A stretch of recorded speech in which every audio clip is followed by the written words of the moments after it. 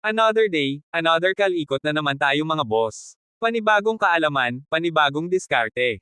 Kung gusto nyo ng mga ganitong video pwede nyo tapusin hanggang dulo. Pwede kayong makakuha ng idea na pwede nyong ma-apply sa inyong bahay.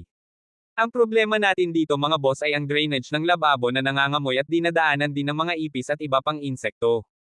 Ang una nating ginawa dito ay binalutan natin ng aluminum tape pero ang pangit niya tingnan at pwede pa ring sumingaw ang amoy. Meron tayong nakitang produkto online na pwede nating subukan para solusyonan ang ganitong problema. So ito na mga boss, sinusubukan na natin ikabit pero sobrang laki pala ng tubo kaya hindi ito magkasya. Pero hindi natin pwede ito sukuan, kaya ginawa natin ito ng paraan. Pinainitan natin itong takip para e-expand para kumasya sa tubo. Ito na siya guys nung naikabit na natin. Hindi ko na pala sinama dito ang dalawa pang piraso kasi maluwag din siya sa tubo at baka mahulog pa sa loob at magdulot pa ng pagkabara. Ginamit ko na lang ang isa pang parte dito sa isa pang drain ng lababo namin. Dito nagkasya na siya mga boss kaya wala na tayong masyadong ginawa dito. Ang produktong nabili natin ay pwede pala pagsamahin o paghiwalayin depende kung magkasya sa tubo o hindi. Pag hindi, pwede mo pang magamit ang ibang parte sa iba pang drain kung saan pwede itong magkasya.